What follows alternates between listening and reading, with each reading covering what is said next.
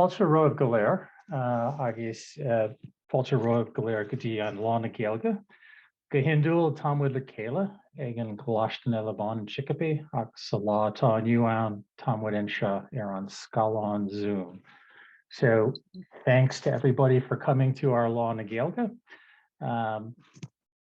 We're thrilled that we're able to do this with you. Last year, unfortunately, we couldn't have our lá na Gaeilge, and if I'm correct on this, I think this is our 20th attempt at doing a lá na Gaeilge with Elms College and with the Irish Cultural Center. I think we've got a great program in store for you today.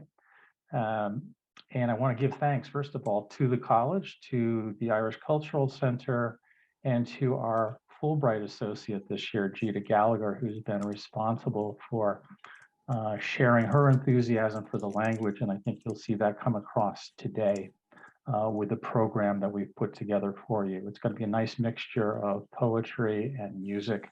And so I hope you'll all enjoy that. So with that in mind, let me just pass it off to Gita and we can get started.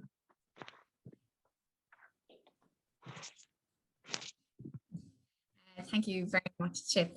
So Corja, Fáilte is Bheith roimh go dtí lá na Gaeilge. Is Misha Brigita Gallagher.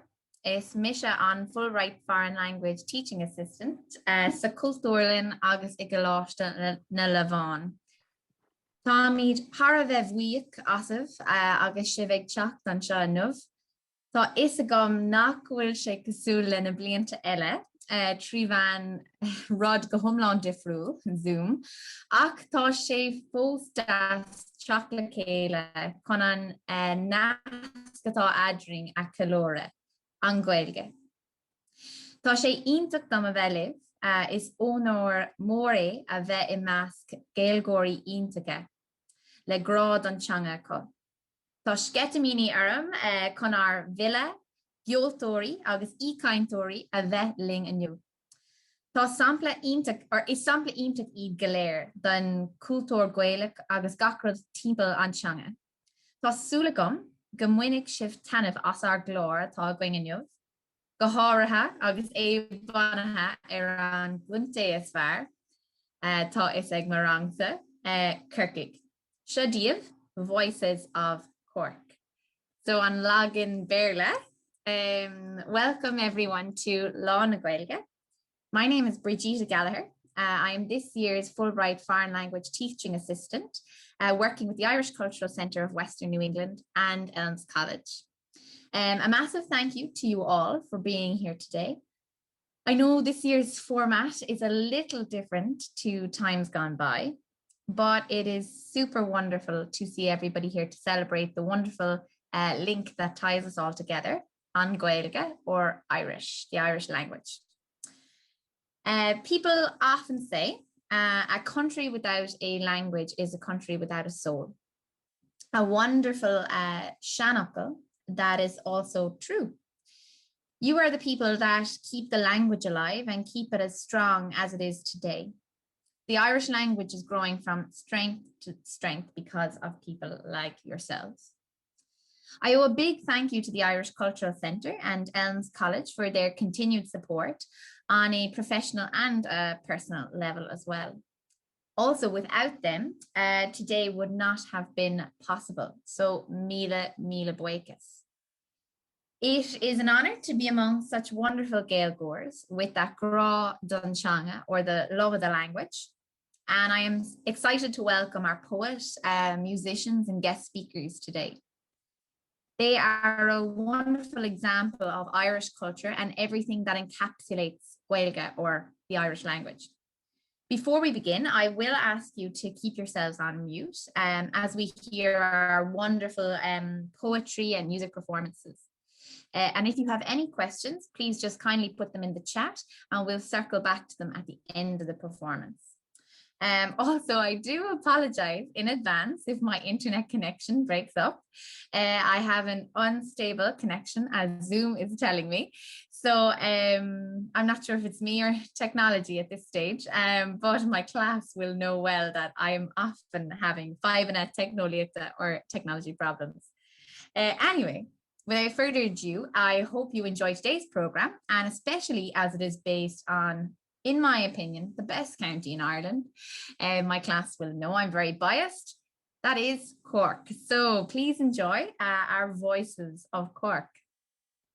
And for our first performance, it is a recording with an interview with a Kerry-based poet, Siobhán. Siobhán Ní Dhomhnaill is a bilingual poet. She was born and raised in Listowel, County Kerry.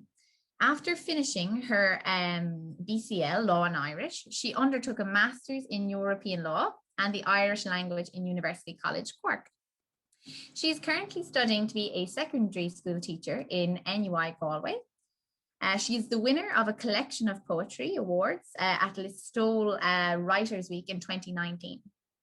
Her poems have been published in various literary magazines, and her first book, a collection of Irish language poetry, Ait Iontach Bheith Beo, was published in Cushgame in 2020. Today we will hear a selection of Siobhán's poems. She speaks of beautiful landscapes, human emotion, and also current events that divided a nation. Her poetry is very special, and she even has a poem based on the best county in Ireland, Cork. So that's actually where Siobhán and I met in university. So Siobhán ar Bheith Iontach inniu Siobhán Ní Dhomhnaill. So here we go, and we have Siobhán Ní Dhomhnaill. So tonight I'm going to be reading some poetry with you. I'm going to be reading poetry from my collection, which came out last year, and it's called Ait Iontach Bheith Beo, which means how strange and wonderful to be alive, which is kind of apt for the current climate we're living in. I wrote the title before I realised COVID was going to happen, so a happy coincidence.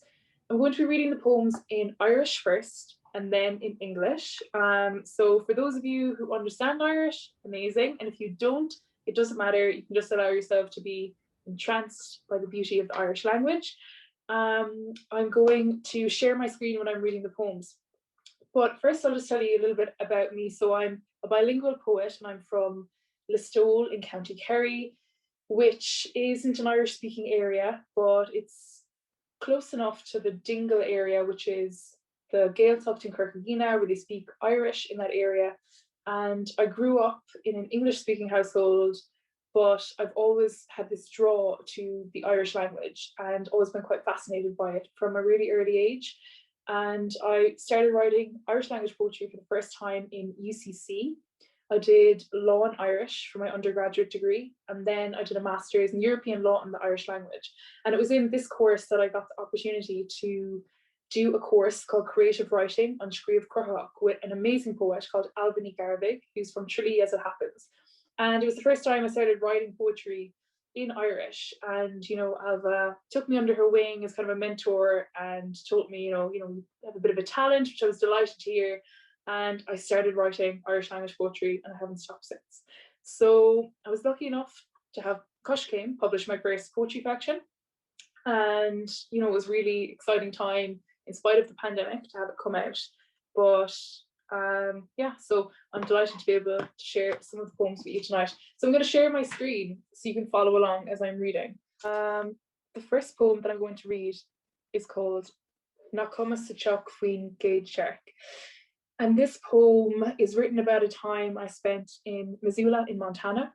I spent a year in Montana in America as part of my undergraduate program in Law and Irish.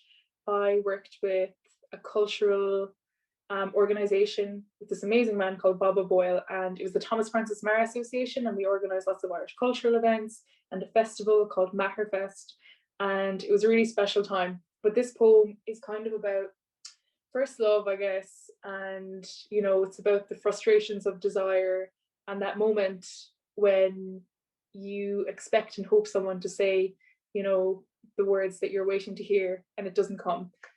So this is Ná Cumas sa Teach Faoin Gaeilge. Frit bhúla prabarnach mé ag luthú lastig is cúch the heart air.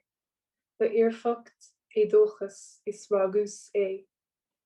Mar an nóil a choblíos sinne mo chuidse a chuidse ar cuidne ein an nóil a bháin ar mlasanna é celt. Nuair a críoc níomar dhéan sé mion gaiire óganta a chud sé ó na athair albanach a chur na síalta I ghracin a bhóthair. Down, mar a bheoh piora le tréthe catínta na Blackfoot. Hopriamer I maclin a céile. Higus ar nasacht sin aig ar aig. Dadbhig sé go rainimir clí celtiise, is go gronóach sé go mór mé. Bhí sé géirí go néirthach sé na focail céine agus bhreathas scé bacha mo chrí. Ach ina ionid sin ar eisin gur ré cúiseach, gur fóg sé duine éigean eile. Ach nar ceart rud mór dhéana bhas mar go mbeadh méid fille ar éireann go luath. Ris mé mo lába uí, mé féin a scara ón rá martrathe míchofa sin. Chas mé ma aig go dro na fnóige in am chun an gríon fan íocha I cháil. Bhí sráidne mazúla ag múscail. Is connig mé ma chéad seach ar leach fnóige ina ucha barú. First love shouldn't matter much. Pulsing, quickening, pressing myself in and all around him. It was perfection, desperation, and desire. I could only think of us as breath, mine, his, ours, we were one, our accents buried beneath it.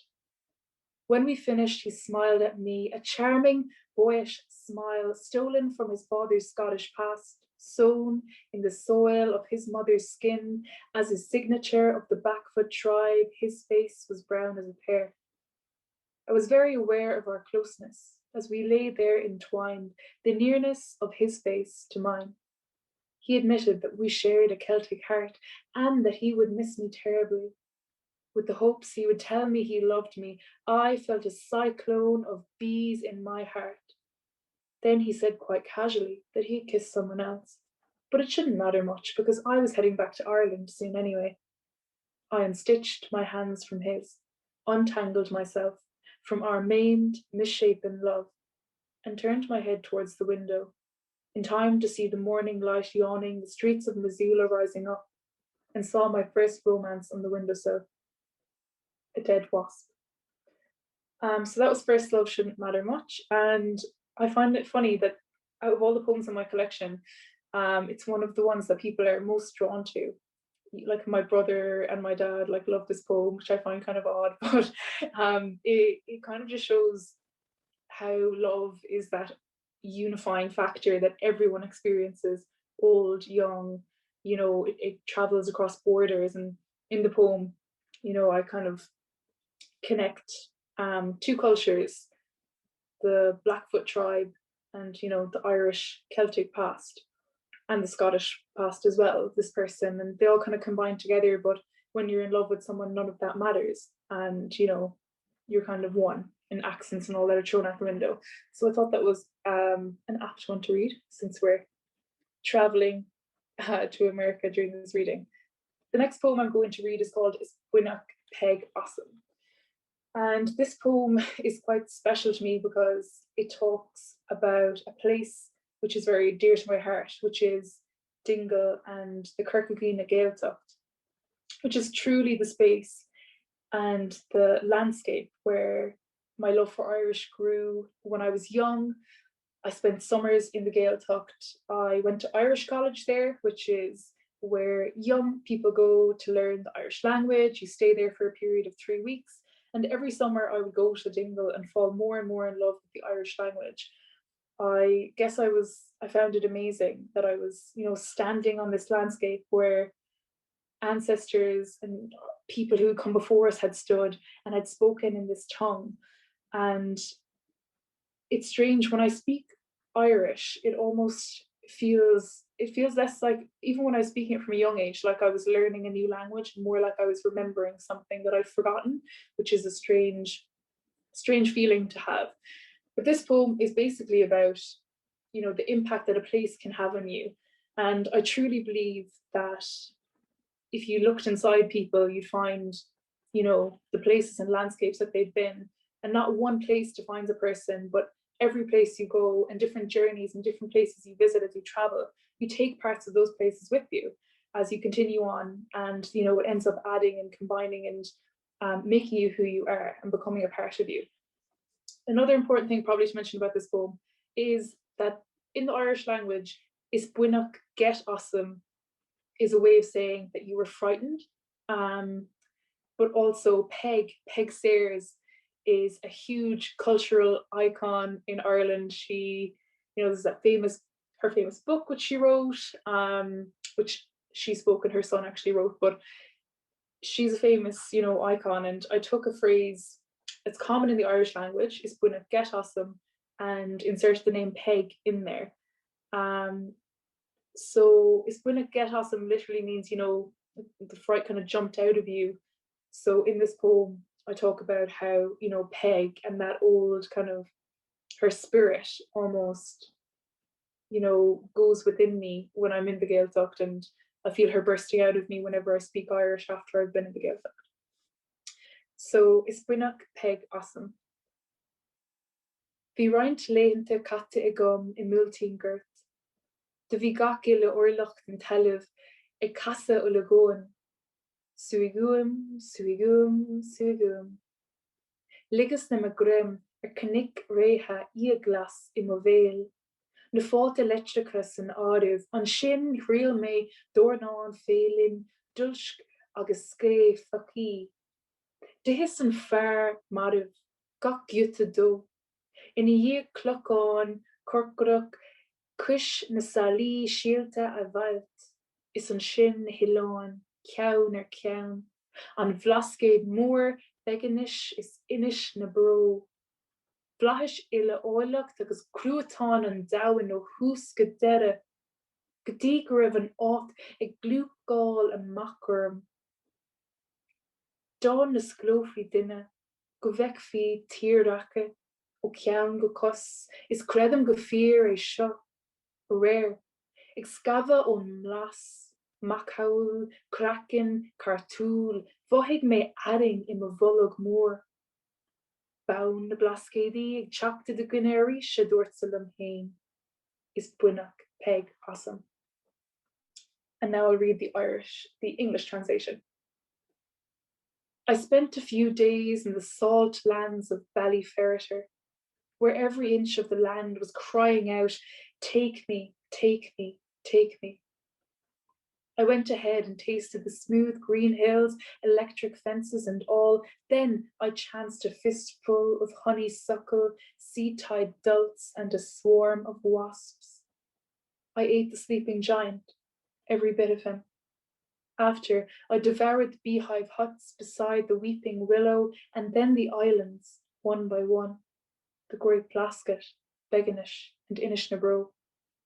I tasted all the beauty and horrors of the world from beginning to end until the place was spilling out of me. If you opened a person, you would see landscapes from head to toe, and that I truly believe. Yesterday, the flavors laid my body bare like paper skin. I felt a sharp pain in my swollen stomach. That's the pull of the blaskets, I said to myself, and Peg burst out of me. The next poem I'm going to read is called Robbery Rugby. And this poem, just to give you some background on it, it's about the Belfast rape trial, which was a case in Ireland, a rape trial case, featuring some very prolific figures from the Irish rugby team. And it really and truly was a case that divided the Irish people. It was a very prolific case, and one where you had one side of people, not necessarily all women. A lot of women didn't believe the girl in the case, but people on one side who were using the phrase, I believe her, and other people who believed the boys. And the trial went ahead for 9 weeks, I believe, 6 or 9 weeks. And the judges made the deliberation in less than 4 hours. I have a background in law. I did an undergraduate degree in law and I did a master's in European law. And I guess it's why I'm drawn to topics such as, human rights and women's rights and the importance of every person in our society having an equal voice, which I think is what this case truly highlighted, that not all women are heard in our society, and particularly when you're standing up against injustice, against sometimes the gruesome violence that men perpetrate on women. If you look at the statistics, it's so often that women don't even report these cases. And it's easy to see why they don't when they do, in a case such as this. You know, a woman, she was on the trial, she was on the stand for days, you know, her underwear was passed around the court and she was well and truly shamed. And I guess whether they raped her or not, what I think is important to change in our society is the way in which we treat women in the courtroom and the way in which we listen to women, and they are not treated. They're truly treated, you know, fairly and heard from the get-go, and that I suppose the culture that we have in our society of shaming women and of disbelieving them as a starting point has to change. So this is a poem that I wrote about the case, and I made a conscious effort to leave one line in English, even in the Irish version. It's the line, "Why are we all such legends?" And it was important for me to leave that in English because I believe that anyone in Ireland, even if you don't have any Irish, could look at that poem, see that line, and instantly identify where it came from. It came from, so that the messages that these men sent to each other in their private WhatsApp group was leaked, and they were spread all throughout social media and in the mainstream news tabloids and media in Ireland. And, you know, the things they said about the woman were truly awful, but one of the lines was, "Why are we all such legends?" Which I think, you know, sums it up for me. So I wanted to leave that in English in the poem. So this is Robbery Rugby. Is léir go raibh cadrih colí cholé ach ní an ufa é mar gro, ach búla cracin géir miotalach gath na cogíochta. Cléthe tríadach aspa fuisamh a tíorpa, de bhar sceacha le dás a bhéil go lán bhlá í a tacta. Is a glór fi cíoch go hehan an scréach a cloisnéine.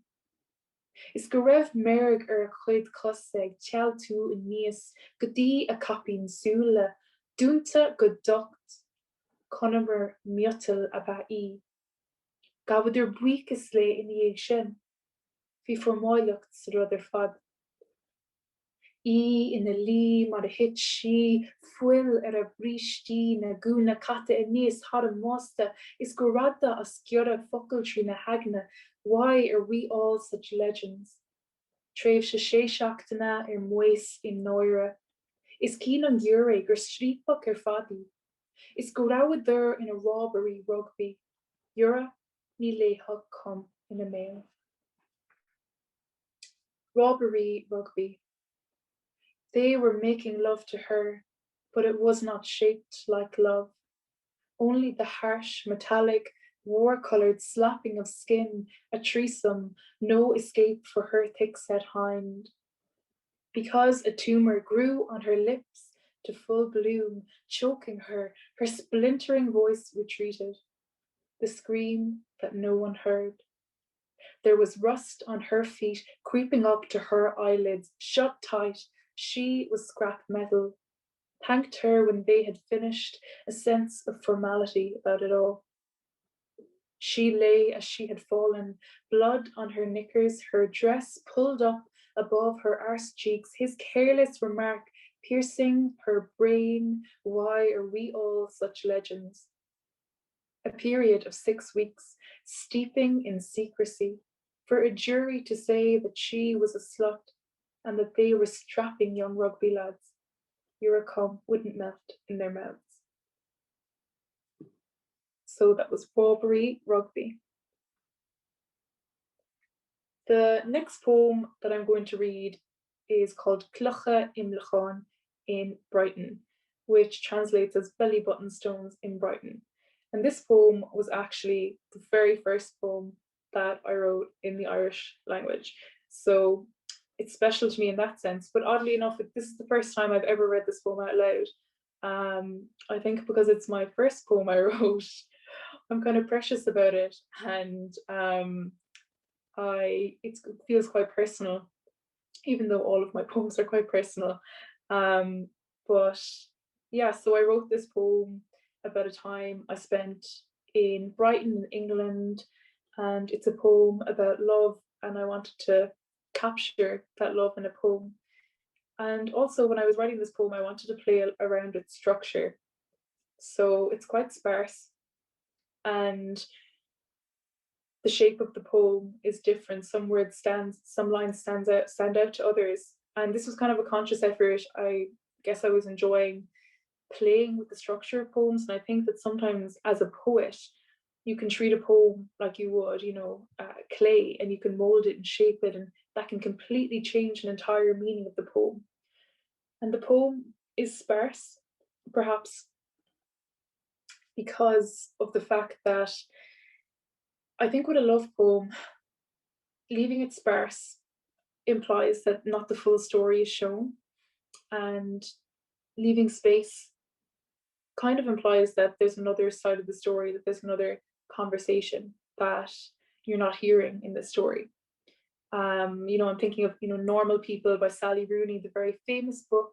I'm not sure if you've seen this TV show, but it's brilliant and you should check it out. But the book by Sally Rooney is incredible because each chapter goes into the mind of each of the characters. And I think the duality of the book is so important because often the truth isn't found in one story, and often the truth isn't found in two stories, but it's somewhere in between the two. So this poem, I guess it's a romantic poem, and it's capturing my attempt at capturing a memory. Clocke in Mulchain in Brighton. Our law Sira in Brighton, Shippa Adi Sean Ray, Shippa Carnini, Kjol Tradishunta, Pog tu Fadogstan, is on Shin, Milipi, Glugger Aragids na Lani, Neil Ak Aum again, a Kahiv Lekele, Maravimid. Bruk Graken Ishke, Grey Biover, Adrum is Gutche, Haringia na Vratache, agus Nadini, Erklar, Shas Kesloorche. Tave Leshangay, a Hogan and Omerke di Fain, Leshan Badige. Heen mid Fain, Goulin ma Goulin, agus Kurum Cladon Duct, Leshgale, Kundal and Erdic, Love occur the Kraken. Sheag Humper, Yachan, Klishmert Gaire, na Clocke Imlachan. Hittemer Staxen Ariga Ashta Plikele, de Hep. Mudig level de chim, snav to a maknis wither, is me ig snav vor an ishke tu imaktas hour, gediga dagen to a rash, maar madre ishke le suel glas. Stresh gebon, the gloos earth, cogger in machlus gedani to Atlantis. Gallam gane ancient ene. Och hermulin fein, huggus fe dere, grouse doche. Ri. Is our eigen a vimid in ound and train the arding lie. Lame an train of valia, is lonig de vera, tri machuid gruige, mar sleite, saniha, lekele. Fogen mid an madre ishka teef hier doen. Chantoen mid I grohana exula. Brikeen is buika, is gormig, is laughing me. Anish, ta an gra, ig airi spookene. Kook de Suis, maar a bheoch cracken gair, a gramu ma grim. Imri and the love lum me, a vula ig shenem, mar varon me, a cruhu buile, do yarmante gojo. Belly button stones in Brighton. Our day off in Brighton. Vintage shops, record stores, trad music. Your lips kiss a tin whistle, then my lips. Change clinking in the lanes, only time have we to spend together as we were. Wrinkles on the water skin, a pipey breeze, light and salty, pulls on flags and paddle borders. by the pier that gives too much of herself to the sea. We lay side by side, and I place pebbles on your stomach, an excuse to touch you, to feel your skin, see it carry weight. We laugh at belly button stones, fall into this strange sea together. Suddenly we're up to our waist. You swim out far while I float on my back, lose you from my sight until you appear again, a green-eyed otter, wearing a cheeky grin and whisper in my ear that you have discovered Atlantis. I promise not to tell a soul. We dry off. Notice, I have been burnt. Run, just catch the last train to Ardingly. I read my book on the train home as your fingers populate the mountains of my hair. At night, together, we leave the otter behind, become other shapes. I freckle and soften and tinge and tilt. Now, I am blistering love. Wrapped up like goat skin is tacked to my back. Your bare hand drums me, plays me like a bowed on, creating a rhythm that is utterly unforgettable. So that was Belly Button Stones in Brighton. And the last poem that I'm going to read for you tonight is called The Weather in Cork, and I'm sure Igurkig. And I think for this poem, I think I'll point out that the act of translating your own work from Irish into English isn't one that many Irish poets do. Doireann Ní Dhomhnaill does it, who I'm a big fan of, but most Irish language poets actually get somebody else to translate their work. Personally, I love the act of translating. I love playing with words, but there is a danger when you're translating your own work that you are messing with the ambiguity of the words, that you have to really question what you're trying to say in the poem and what meaning you're trying to convey. So in this poem, in the Irish language version, I really captured like the tradition of the Irish language. So in an I'm sure Gurkig, it says, Bí na fili seasta ag trava an gurt a chéine, im jog an focal gurt an gro. This in English means that, poets are forever ploughing the same field. In one word, the field of love. And that Irish old tradition of ploughing, of working the land, of farming, that agricultural background is quite important to, preserve and to keep that old tradition in the language. So it's very important for me to try come up with ways of, on the one hand, progressing the Irish language and modernizing it and speaking about modern themes, but without losing that tradition and that culture. Whereas in English, I think quite a prosaic feeling underlies most poets' work. In a word, it is love. So you can see how the meaning is the same, but the words aren't. So this is on I'm sure Gurkig. Bí na fili seasta ag trava an gurt a chéine. Im jog an focal gurt an grá. Ní scríbhigh mé faoin rá. Scríbhigh mé faoin I'm sure. Tá an I'm sure go deas I Gurkig inniu. The weather in Cork. I think quite a prosaic feeling underlies most poets' work. In a word, it is love. I'm not going to write about love. I'm going to write about the weather. The weather in Cork is nice today. So that's the reading. I think I'm going to go to Gita now for some questions. I'll just stop sharing my screen now if I can. Perfect. Thank you so much, Siobhán. That was beautiful. That was really, really gorgeous and lovely to listen to the poet, I think, as well, read the poems. I think it's very different. Like, I read these before we, started talking about doing this poetry reading, but it's very different to hear the emotion in the poet's voice, Yeah, I know, it's weird. I feel like I've read some of the poems a lot of times, but I still get kind of emotional when I read them, and I don't know why. I feel overcome. Like it really does take me back to that moment, when I wrote them, which is a danger of writing about things that are too personal. But I also, like for me personally, like poetry is about honesty and truth and raw emotion. That's what I love when I'm reading poetry. So, if poetry deals in truths and it, doesn't deal with lies and evasion, if it's completely honest and open, like that's, if you get to the heart of that, then, you should still have emotion, I guess, when you're reading it again. Yeah, so.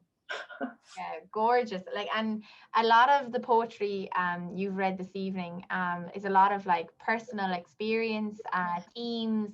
You even mentioned like your law background. So is it kind of your own personal experience and obviously current affairs as well, and that influence, that inspire your poetry? Yeah, definitely. I would say that most of my poetry comes from, I guess, like just thoughts that I have throughout the day. Like how I write is I carry like a notebook around with me. And, if I get like an epiphany or a thought hits me, let's say about a current affair issue or like a memory, I'll like jot it down. And when I do write, like I never start on a blank page. Like I always have that notebook of like thoughts and epiphanies that I kind of return back to. And I look and say, oh, what was I going on about there? Like, can I unpick that? Like, can I develop that into something? What was that emotion? And so I would say that most of my work is personal. And I do think that's important. Like one of my favorite writers is James Joyce, people probably know him. And, he said that if I can get to the heart of Dublin, I can get to the heart of any city in the world, which is so true, because I think if you get specific enough and portray a particular feeling or emotion in enough detail, like somebody else should be able to see their own experience in that. But if you're too vague and you're, all up in the air and you're trying to say something or tell someone how to feel, like I think it's just important to lay yourself out and see if anyone else relates to it, Incredible. And you bring your poem is Buineach Peg Awesome. It's a real kind of, I suppose, tribute to Kerry, where you're from. From the list, you're from Listowel, and we have a huge connection here in Western Massachusetts with West Kerry. So could you tell us about your growing up in Listowel and the times you spent in Kirkagwina, your love for Kerry? Tell us about how that, well, I suppose because you're from there, but tell us about it. Absolutely. Actually, me and Gita met in Kerry. We went from UCC, we went in a bus, load of us enthusiastic little first years. We were only young ones, and we went down to Dingle. And I suppose like you also had that experience of falling in love with the Irish language in Dingle. It's such a special place, and I honestly, I can't even pinpoint what is so magic about it, but there's something in the landscape, in the people you meet. It feels like such a community there. I remember a more recent experience I had of going down. I went down for a poetry festival on Bheith Beo with a few friends, and we were in the house, the house in UCC where everyone stays, and the electricity went. So we'd no choice but to go to the pub. Oh, sure. How bad? How bad, I know. So off we all went to the pub, and it was so amazing. Like, so there was all candlelight in the pub, and like no card machines. So your man was like, "You can pay me back tomorrow," because well, those of us that had the fivers and tenors were handing them up. But we were all sitting down by candlelight, and like these, there was like everyone went there. All the local people came to the pub because all their electricity had gone. It was amazing, and they were all like singing, and like I can't really sing, but I couldn't get out of not singing. So I had to come up with some sort of a song to sing. And it was such a like magical moment of like a real sense of community, which is what I always get when I go to Dingle, that the people there are, truly from there, and they're truly like beside each other, and that they all have this like shared belief in the importance of Irish language and culture, and how, tradition is so important, which is something that I also believe. So maybe it's why I connect so much to the place, but also it's stunning. Like, I'm sure like you're all looking at pictures. I'm sure like maybe some of the people listening would have been there or have hopes to go there, and I would definitely encourage them all to go. And yeah, I think that people make a place as well.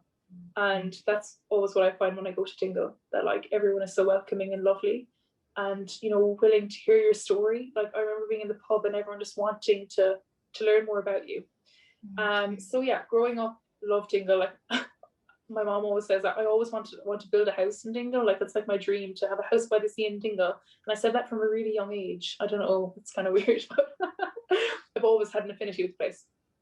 But growing up in Listowel, so that's Dingle, and I'm from like a part of Ireland called Listowel, which if anyone has seen the film The Field or heard of the play by John B. Keane, a very famous writer, is from Listowel. So I guess it's not completely unusual that I'm a young writer coming out of Listowel, because from a young age, a pen was in my hand. We were always encouraged to write growing up from where I'm from. We have Brenda McMahon as well, who's also a big writer.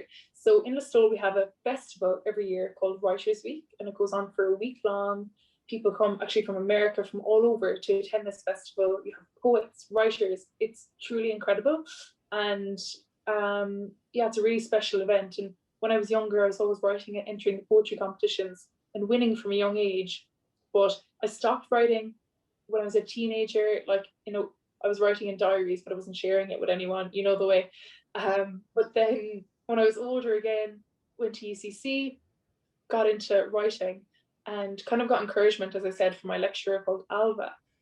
And then I had a collection, you know, of poems, and my mother was like, enter them in Listowel Writers' Week. And I was like, Mom, sure, I'm not going to win Listowel Writers' Week. Like, people enter from all over the world. But I ended up, you know, winning a really prestigious award, the Unpublished Collection of Poetry Award, which was such a confidence boost for me. And it felt very full circle to have, you know, the festival that told me you can write as a child, and then kind of moving away from it, and then again the same place being like, you know, this is it, you should go along this path. So it felt very full circle, and it was amazing to, you know, have won and be from the place, because that rarely happens in Listowel. So they were all delighted, like they were all bringing me to all the events. This is one of our own who's won. So it was very special. Probably one of like the best moments of my life was when I got the call to say I won, because they normally email, but they called because you know, they kind of recognize us from Listowel. Yeah. They were like, wait, because it's all anonymous, obviously you send it all off, and then, you know, they checked to see who's won, and they were like, oh my god, she's from Listowel. So they rang me, and I was in UCC library at the time in my university, and I remember like leaving the library and, you know, nearly honestly crying. And it was very like, you know, the movie Will Smith, The Pursuit of Happiness, where at the end he just puts like the fist in the air, like what a moment. Yeah, so it was incredible. So yeah, growing up in Listowel was amazing. I guess I grew up on a small sheep farm as well. Like at the moment I have, it's like the maternity ward like town and farm. I've seen your Instagram story. Yeah. It's very cute. Oh my god. And like both my parents work in the hospital, so they're actually like out at work. So I get up in the morning and feed all the ladies. They're all there, like, and all the lambs. It's adorable, but it's nice to be back home and to really like get in touch with nature again. And I find it really like inspiring, especially in this time of like coronavirus. Like when I see the lambs, I'm like, you know, life goes on and nature keeps moving, you know. So yeah, I guess, yeah, I had a very like, in terms of my background, it was very much kind of old school Irish growing up on a farm. Yeah, I understand. Yeah. You were talking about, you know, Listowel Writers' Week, and, you know, you've had I know it's been the year of coronavirus, but you've had an incredible year with your poetry and being published in Cushgame with Ait Iontach, Bheith Beo. How was that experience? And, you know, having this amazing work published this was the first time, was it? Or tell us about the experience. Yeah, so when coronavirus hit, it was all crazy. When coronavirus hit, I was working in a law firm in Dublin, and I decided that, you know, it wasn't the path for me. So I U-turned and decided that, you know, I'm going to pursue the writing. I'm going to become a teacher. Like, it's where my heart is. So I sent off my collection of poetry around March. Actually, the coronavirus gave me a kick up the bum to get going with things, because I had been told by a few people I should send off my collection of poetry, but I didn't. I guess it's that thing of self-belief again, like, oh sure, who's going to want to publish my work? But I emailed Cushcane, reached out, and they said that they would be happy to publish. But I had to print off all my poems and post them off to them. So I did that, and the process of writing the book was actually incredible. It was so old school. So the publisher is called Pádraig Ó Snoddig, and he is just incredible, but very old school. So the process basically is like you print off your poems, you post them to Pádraig, and then he adds in his notes and his handwritten writing, and he posts them back to you, and you make some changes. You hold your foot down in some places and go, no, I like the way I've made this. It's modern, but it's gonna work, and you send them off again. So it was very old school, and it was so like, I don't know, kind of magical to have like my poems posted back to me with like this editor's handwritten notes, like because everything is done through email now. It just felt very bewildering and like a very strange process, but it was something really lovely about it and a really nice process. But it was very strange publishing the book in a year like this. All the feedback and like love I'm getting from it is messages and virtual, but I am lucky that in the world of today it's all digital, so I can like promote it online and stuff, which is good. But yeah, it's been an amazing year in terms of the work and getting it out there. And yeah, it's just amazing. Like poems take on like their own feet and just go walk off around the place, and I love seeing what poems people like, and I love hearing other people's interpretation of poems. Like I loved hearing like what you thought of the poems, Gita. I was like, oh my god, that's such a cool reading of the poem, because sometimes those ideas aren't even in my head, or sometimes they are. Sometimes there's layers of things in a poem, but oftentimes it doesn't even matter what the person who wrote it thinks. Like if it means something to you and you get something out of it, that's incredible. And I just love that. Like the poems don't even belong to you anymore, they're off with other people. Well, speaking of poems, I loved, and like I was enjoying, reading the poems and interpreting them, and it's, like I've always loved poetry, but there was one poem that I have to ask about, and it's not because I'm biased being from Cork. Yeah. I wanted to ask about the weather in Cork. When I was reading this, I was thinking, many poets want to write about love, but they talk about the weather instead. And it just brought me back to that whole Irish mentality of we find it very hard to talk about our feelings, so we all talk about the weather. What was the thought process? That was my interpretation. Yeah, oh my god, I actually love that interpretation, and I'm stealing that now. That's amazing. It's so good. No, I mean, when you said that, I was like, oh my god, that is definitely an interpretation of the poem. That is amazing. For me, it was kind of a poem that I wrote. It was kind of like a stab at a humorous poem in a way. I kind of wanted to write a poem that was kind of self-mockery, because up to that point, I honestly had I've read a lot of love poems tonight. Like I've read 2. Like I was writing loads of love poetry, and I was like, oh my god, is this the same as an Irish person talking about the weather the whole time? Like someone being a poet and just writing about love the whole time? Is it too done? That was like my kind of mentality of it. But I love that layer that you've added on there. But the weather, and it's amazing. Yeah, it's so good. And I love hearing talk about our feelings as well. Like poetry. We can only talk about our feelings in a pub in Jingle if there's drink involved. That's it. That is absolutely it. It's incredible to hear the sides of the story, Yeah. And Siobhán, you were saying, you talk about love in a lot of the poems. And in one poem, you talk about your time in Missoula, and you were talking about, falling for someone in Missoula as well. So can you tell us, you spent time there in your 3rd year of UCC. How was Missoula? I hear it's just absolutely beautiful. Beautiful, incredible. Once again, I'm falling in love for a beautiful place. Like the landscape in Missoula is stunning. Lots of national parks. And yeah, I think I was blown away by, you probably experienced this as well, of the love that people have for Irish and culture, and like the connection in particular between Cork and Butte and Missoula, like Montana. So like the Cork mines. Oh, my dad just walked in.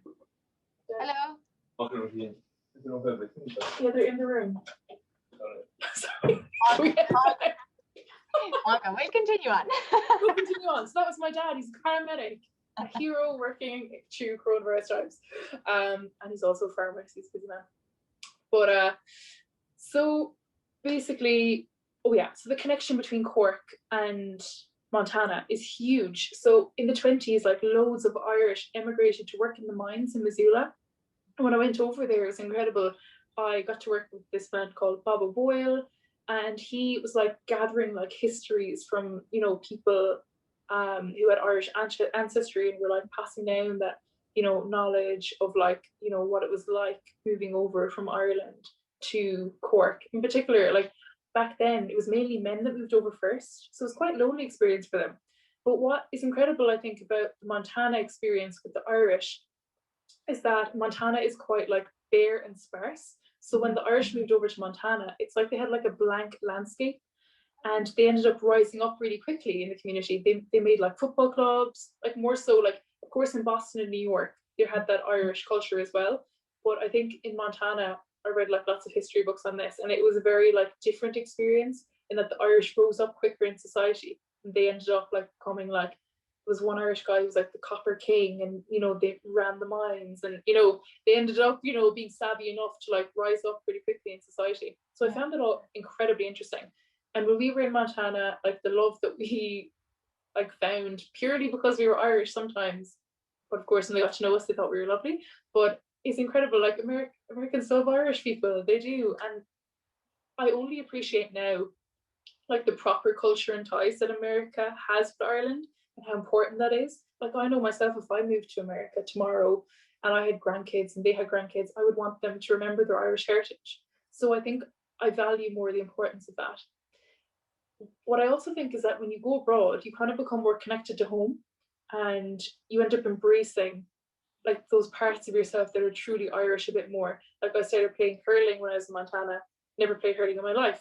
I'm from Kerry, it's Gaelic football, love Gaelic football, obsessed, you know, but we're not a hurling county, you know. So it was a completely different experience taking up the hurl. And that hurling club became like family to us. Most of the club were Americans, only a few Irish were on the club, and that was like our little bubble. You know, we had barbecues, we ran, you know, we organized little events together. Somebody got married, we were all there. Like I truly felt like I'd integrated and was a part of that culture and that community. So yeah, my experience in Montana was incredible. I would love to go back at some point in my life, definitely. When I was there, I didn't want to leave. If I didn't have fourth year BCC to come back to, we definitely all would have stayed there. But yeah, it was truly incredible. And I think I went over at like a formative time, you know, in my life. I was like going on 20, you're kind of learning who you are, and those kind of experiences do end up, you know, shaping you and the people you meet.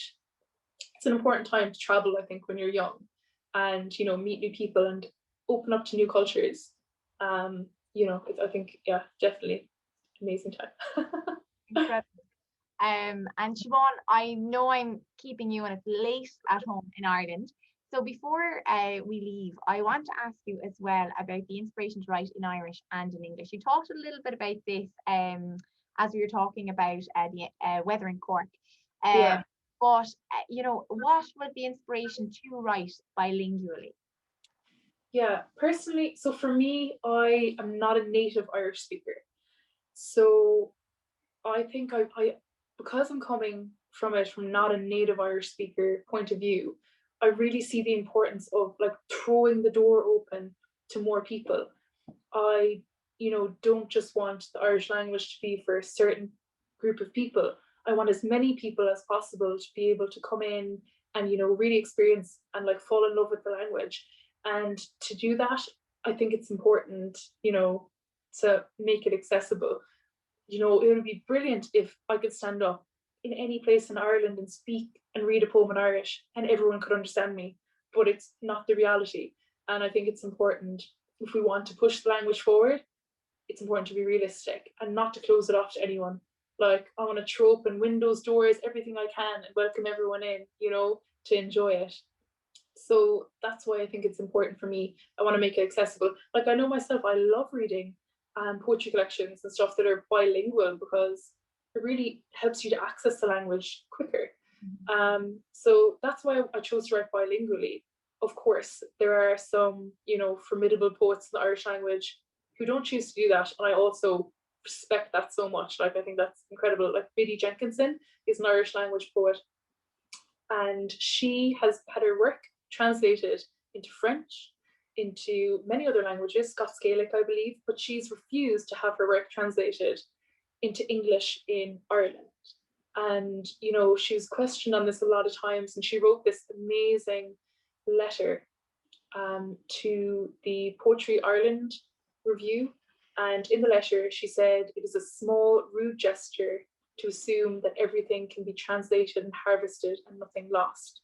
So I think what she's saying there, and I think it's something that I showed when I was, you know, explaining the difference in translation in The Weather in Cork, is that you are losing something by translating. And it's important to be cognizant and you know, to remember that there is an importance in our language, and there is so much culture and knowledge, and you know, there are things that can't be translated to English. I mean, Ireland has about 1 million different words for light. There's the light that hits the sea at a certain time of day, and like there's all these like inside knowledge that we'll lose if we don't keep up the language. But you know, it's just important to recognize that, I think. And I think for me, you know, having more people appreciate the language outweighs the, you know, standing strong and not translating the work. Also, I think it's quite fun to translate, and you know, it makes me like question myself and go, what are you really trying to say here, Siobhán? And you know, I might go back and change something in another version. But yeah, it's an interesting process, but I think it's important. Yeah.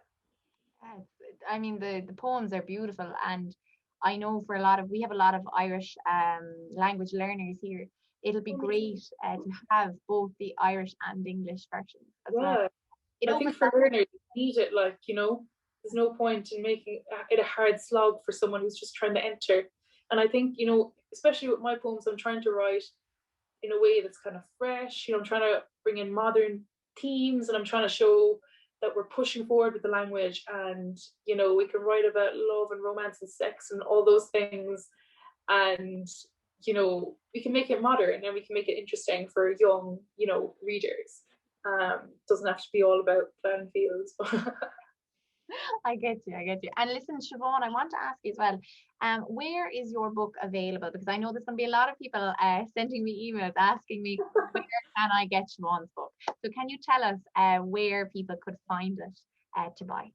Yeah, perfect. So it's available from 4 different bookshops in Ireland. One of the bookshops that's online is a Cork-based bookshop called Litriacht. So that would probably be the best place to buy the book. It's also available from the Shupalauer. They're actually out of stock at the moment. So if they get it back in stock, you can get it from there as well. They'd be the 2 main online resources that ship to America, so anyone could have it. Excellent. Listen, thank you so much, Siobhán, for joining us